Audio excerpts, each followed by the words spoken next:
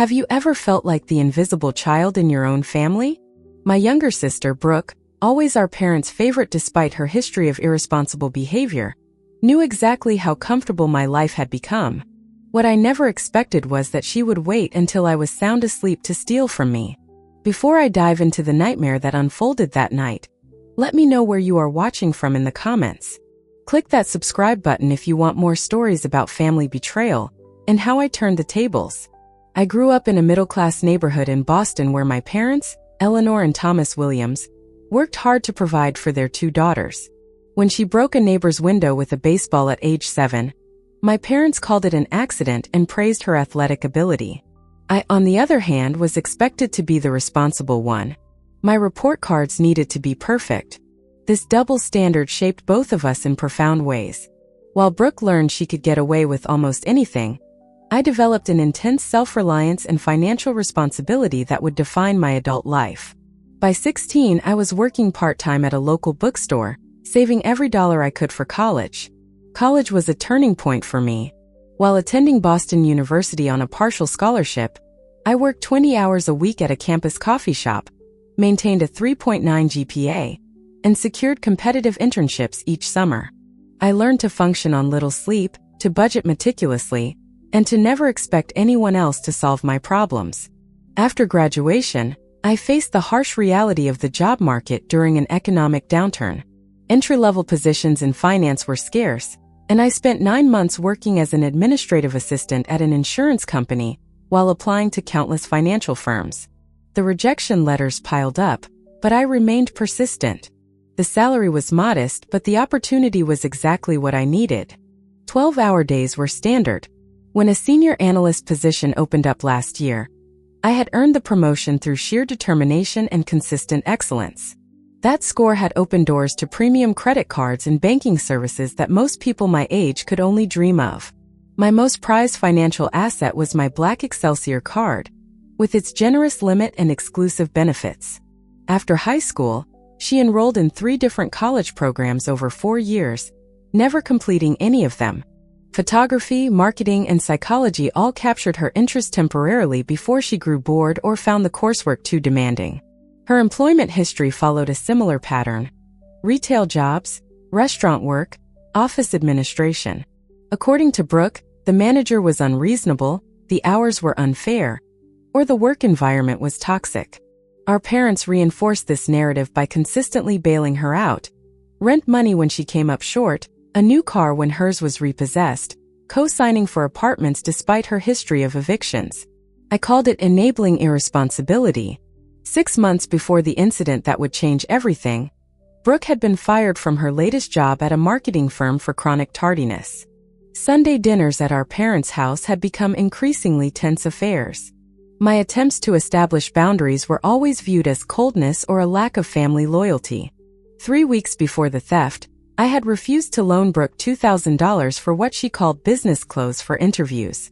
This refusal led to a heated argument at dinner, with my mother suggesting I had become selfish with my success, and my father quietly staring at his plate.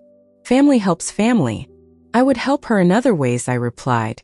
My parents had given me that look, the one I had seen my entire life.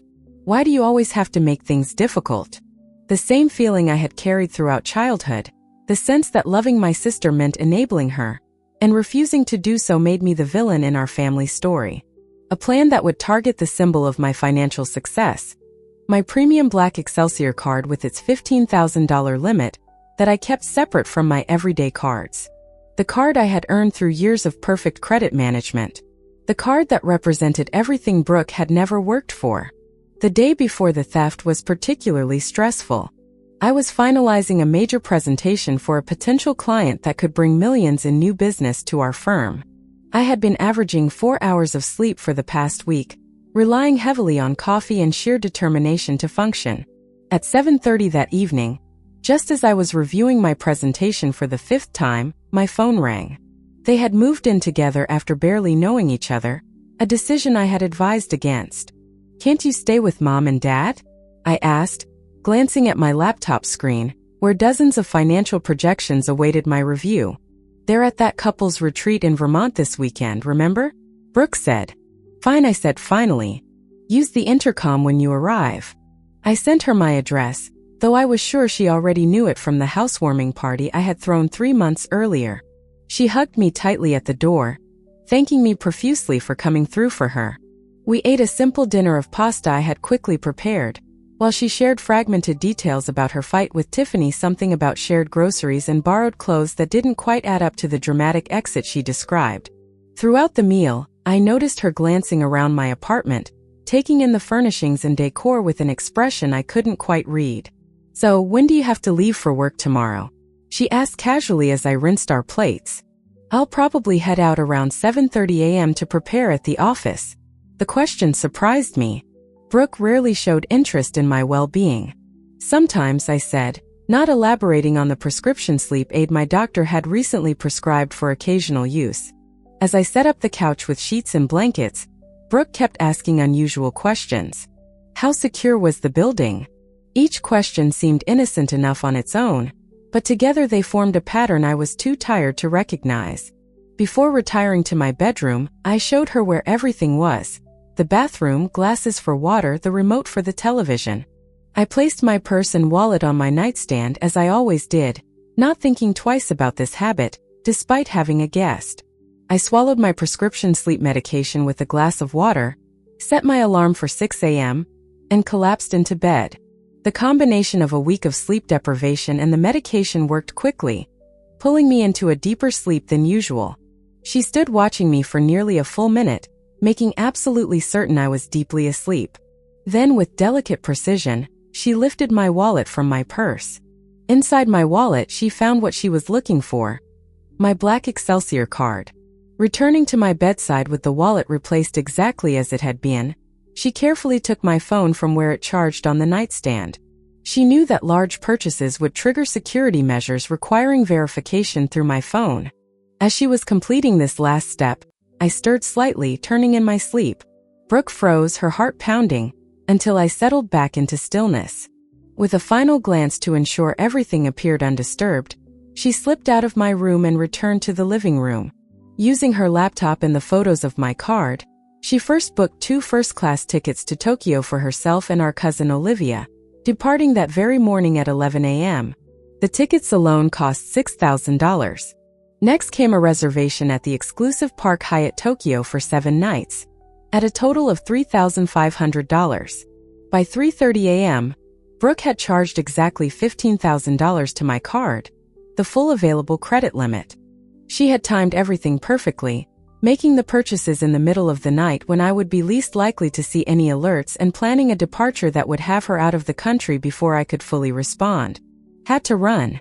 Love you, Zoxobi.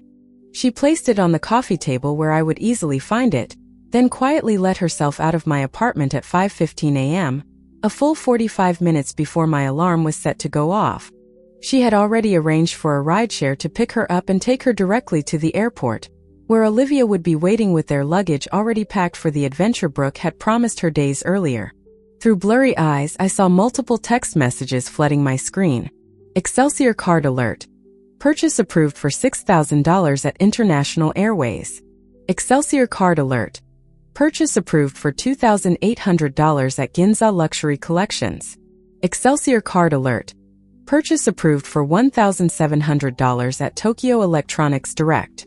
Excelsior card alert. Purchase approved for $1,000 at Sakura Designer Boutique. And finally, Excelsior card alert. You have reached 100% of your credit limit. My hands shaking, I sat upright in bed, fully awake now, despite the lingering effects of my sleep medication. This had to be a mistake. I never made purchases like these. I had never even been to Japan. I immediately called the Excelsior customer service line, my voice cracking as I reported the apparent fraud. No, I did not make any of these purchases, I insisted. I was asleep. My card is right here in my wallet. The black Excelsior card was exactly where it should be, nestled in its special compartment. How was this possible? Had to run. Thanks for letting me crash. I sent a text. Please call me ASAP. Important. The purchases had been verified through my own phone. The system had sent verification codes that were correctly entered. The billing address used matched my records exactly. But I was with my phone all night, I protested. I glanced at my phone settings and noticed something odd. Text forwarding had been enabled and then disabled. A cold realization began to settle over me. The cards were arranged slightly differently than my usual meticulous organization. My desk drawer was slightly ajar. The lie confirmed my growing suspicion. With trembling fingers, I opened Instagram on my phone. The first post in my feed made my blood run cold. It was Brooke, posting a selfie from what was clearly an airport terminal. She was tagged with Olivia, our 23-year-old cousin, who had always been Brooke's partner in impulsive adventures. The timestamp showed it had been posted just 30 minutes earlier. They were already at the airport, about to leave the country with my $15,000. Brooke would never do something like that. Mom, I have proof, I insisted, my voice rising. She stayed at my apartment last night, and now there are charges on my card for flights to Tokyo. She's literally posted on Instagram that she's at the airport with Olivia. There must be some misunderstanding, my mother said firmly. Maybe she used her own card and the bank made a mistake. My mother covered the phone partially, but I could still hear her explaining my accusation in a tone that suggested I was being hysterical. When my father came on the line, his voice carried that familiar note of disappointment. Brooke has her issues, but she would never steal from family. Perhaps you should check your facts before throwing around allegations like this. Maybe you gave her permission and forgot, he suggested. You have been working very hard lately. I felt a familiar knot forming in my stomach. Had I somehow authorized these charges in a sleep-deprived haze? No. The evidence was clear. The timing was precise. I ended the call with my parents, promising to update them when I knew more. But their dismissal had shaken me. As I rushed to prepare for work, now definitely late for my crucial presentation, I felt the physical symptoms of anxiety overwhelming me. A cold sweat broke out across my forehead. For the first time in my professional life, I called in sick for an important meeting. I simply couldn't function. The financial violation, combined with my family's instantaneous defense of Brooke, had left me reeling. As I sat on the edge of my bed, phone in hand, watching the Instagram updates of my sister and cousin heading through airport security with first-class boarding passes, I felt a profound sense of betrayal that went far beyond the stolen money. This was about a family system that had always protected Brooke at my expense. In that moment of clarity, something shifted inside me. If my family wouldn't help me seek justice, I would have to do it myself. With newfound determination, I picked up my phone and made another call, not to my family but to the police. The local police station was busier than I expected for a weekday morning. This happens more often than you'd think, she said after I explained the situation. She took my statement methodically, asking clarifying questions about the timeline and how Brooke might have accessed my card information. When I mentioned that my family was already dismissing my claims without evidence, Officer Garcia nodded knowingly. Unfortunately, that's also common, she said. It's hard for people to accept that someone they love could commit a crime, especially against another family member. You can absolutely press charges, she assured me, but you should be prepared for family pressure to drop them. The fraud department representative I met with in person was significantly less optimistic than Officer Garcia. Because the security verification processes had been correctly followed using my own phone, the bank considered the charges provisionally authorized. In the meantime, I would be responsible for at least the minimum payment on the $15,000 balance. The knowledge that Brooke was currently flying first class to Tokyo while I scrambled to manage the financial fallout of her theft filled me with a cold fury I had never experienced before. But beneath the anger was a deeper pain. The realization that my sister had so little regard for me that she could steal such a significant amount without hesitation or remorse. An Instagram story showed her and Olivia toasting with champagne in their first-class cabin. Within hours of landing, they were posting photos from the Park Hyatt Tokyo, showcasing the spectacular views from their luxury room. Speaking of my parents, they called that evening, their tone markedly different from our morning conversation. She says she won the tickets in an online contest, my mother said, her voice hopeful. And that Olivia's parents gave them spending money as a graduation gift. Mom, do you honestly believe that? It's more believable than her stealing your credit card, my father interjected. How can you still defend her? We're not defending anyone, my mother said, though her tone contradicted her words. We're just saying you should wait until Brooke comes home to discuss this calmly instead of making accusations and involving the police." My mother began crying, saying she had failed as a parent if her daughters could treat each other this way. Neither seemed concerned about the fact that I had been robbed of $15,000 or that their younger daughter was the perpetrator. After ending the call, I received a barrage of text messages from extended family members. Word had spread quickly. Aunt Susan suggested I was jealous of Brooke's free spirit and adventure. Uncle Robert questioned whether I might have given permission while tired and forgotten. Cousin Taylor wondered if this was all an overreaction to Brooke borrowing my card for an emergency. Only Uncle William, my father's brother and the financial pragmatist of the family, reached out with genuine concern. "Have you spoken with a lawyer?" He texted. "This is serious, and you should protect yourself regardless of family feelings." His message was the only one that acknowledged the reality of what had happened, and I felt a surge of gratitude amidst my growing isolation. I found myself questioning my own worth when my family so easily dismissed my experience. The countless times her transgressions were minimized while my achievements were expected. She came over after work most evenings, bringing dinner and a sympathetic ear. Unlike my family, she never questioned the reality of what had happened. The evidence is literally on her Instagram. Your family is in denial because facing the truth would mean acknowledging they failed somewhere along the way. I documented the timeline of events, secured copies of the transaction records, and compiled screenshots of all social media posts connecting Brooke and Olivia to the stolen funds. I also reached out to my law school friend Derek, who specialized in financial crimes. I thought about his question for a long time. The answer came to me while watching yet another Instagram story of Brooke and Olivia enjoying an expensive sushi dinner, laughing without a care in the world.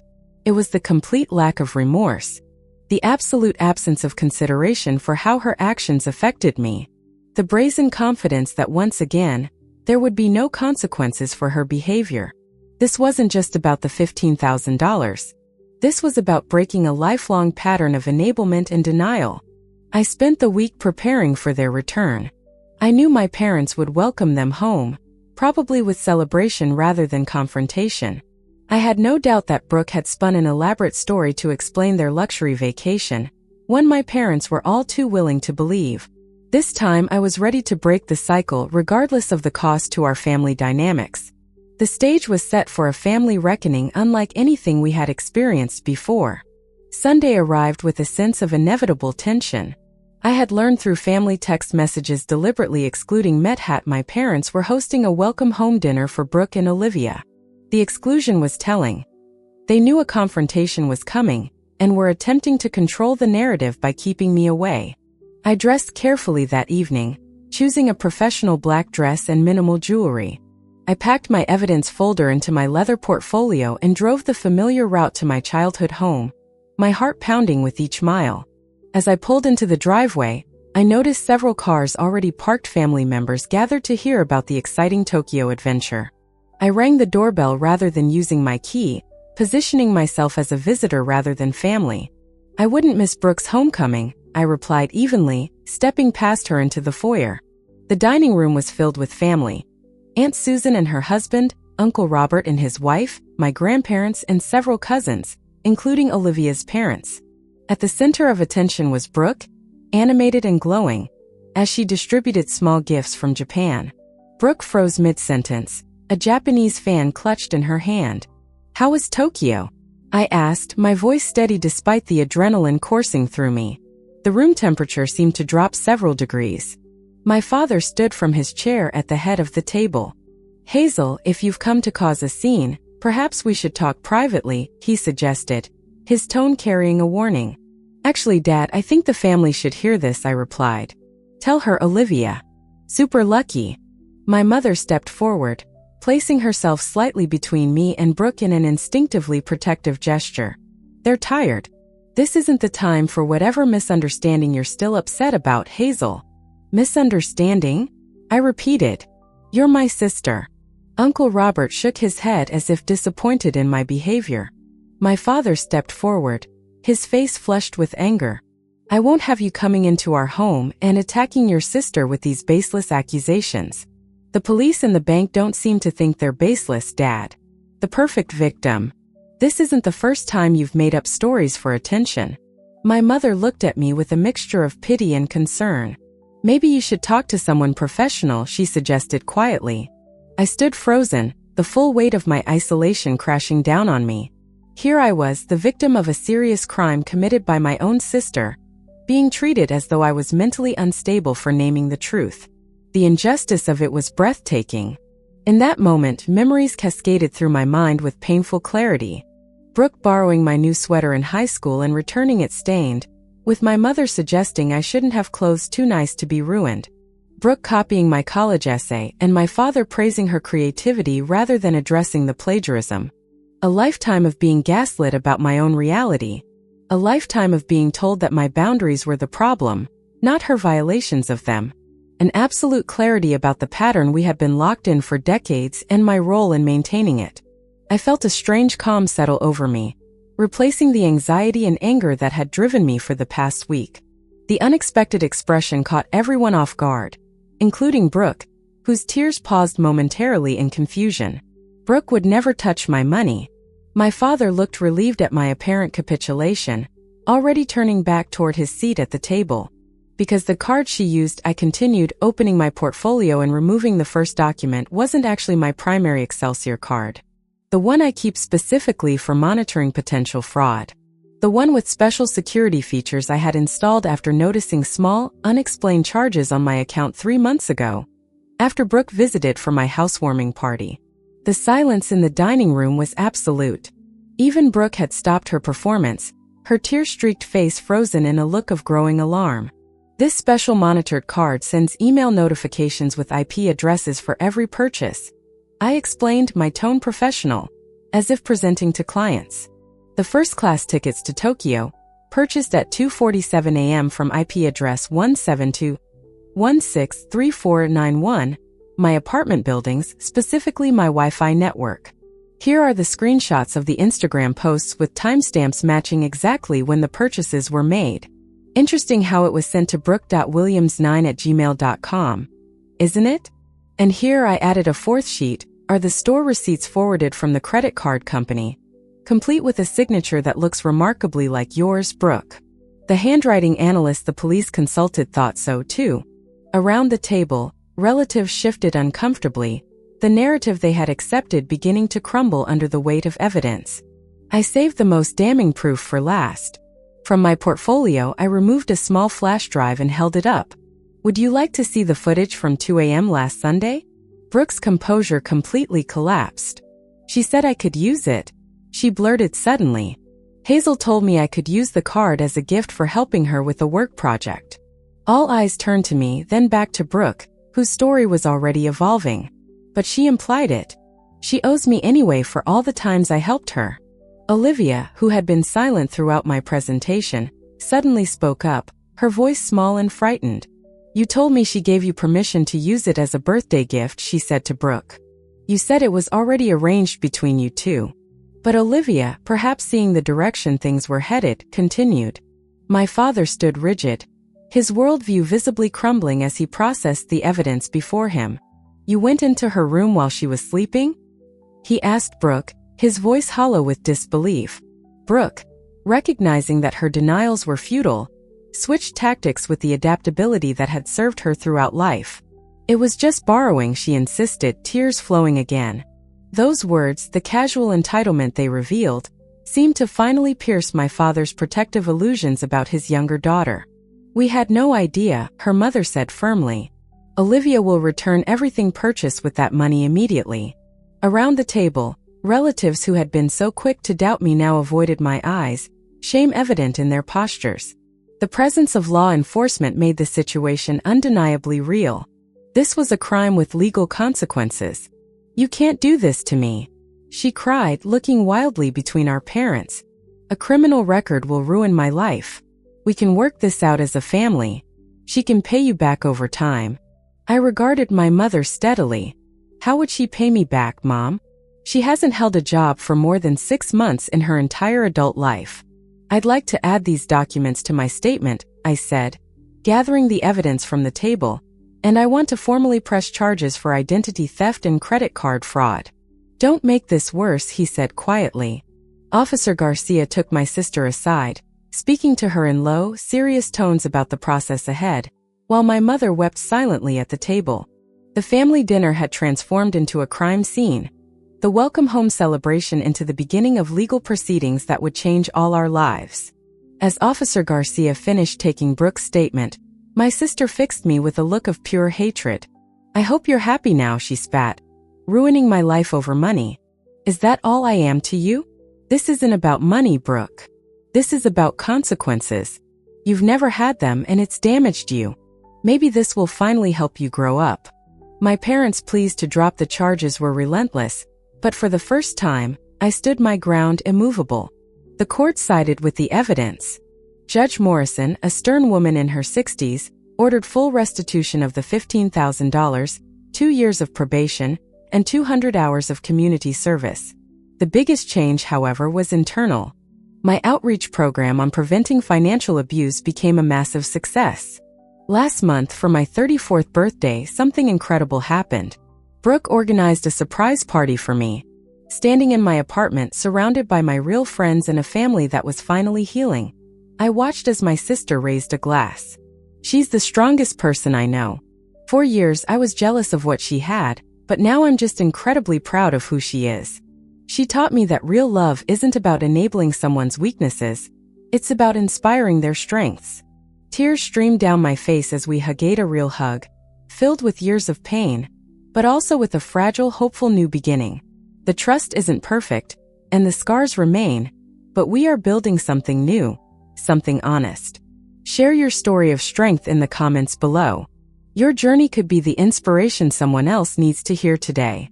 If my story resonated with you, please hit that like button, subscribe for more content, and remember, you deserve to be seen, to be heard, and to be respected.